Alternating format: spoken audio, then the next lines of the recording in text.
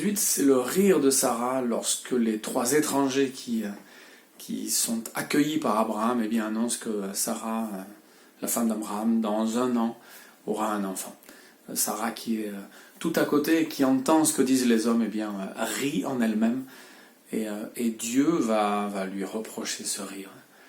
On sait d'ailleurs, on le comprend dans le chapitre 17, le chapitre précédent, que Dieu va demander à Abraham d'appeler son fils Isaac, Ilri ou Hilari. On est surpris et impressionné par le choix de ce prénom. Ismaël veut dire Dieu a entendu, Dieu écoute.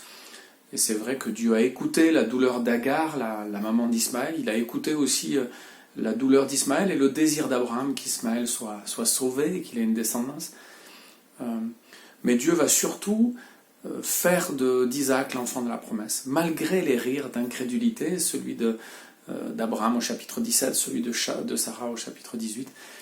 La force de la grâce et du projet de Dieu, c'est d'aller même au-delà du rire irrésistible d'Abraham et de Sarah, parce que c'est impossible à imaginer que Sarah, qui a à peu près 100 ans, 90 ans, puisse avoir un enfant. Et pourtant, Dieu l'affirme.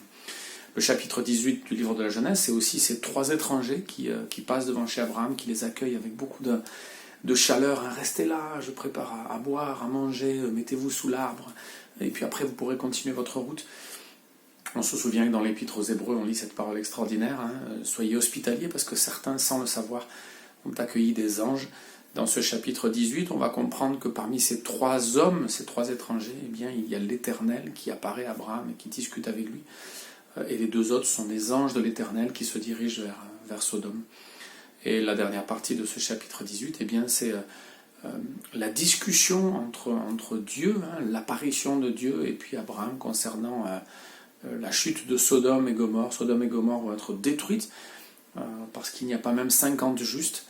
Et Abraham va négocier d'une certaine façon avec Dieu en disant « Mais quand même, si on a 40, est-ce que tu détruiras Sodome quand même? Est-ce que tu vas faire périr l'innocent avec le coupable ?» Dieu va dire « Non, si on a 40, je ne détruirai pas Sodome et Gomorrhe. Et si on a 30? Et si on a 20? Excuse-moi Seigneur, mais si on a 10 ?» Et on termine ce chapitre avec Dieu qui dit « Si on a 10, j'exterminerai pas Sodome et Gomorrhe. » Abraham a été pris de passion et d'amour pour ces personnes perdues, pour cette ville perdue.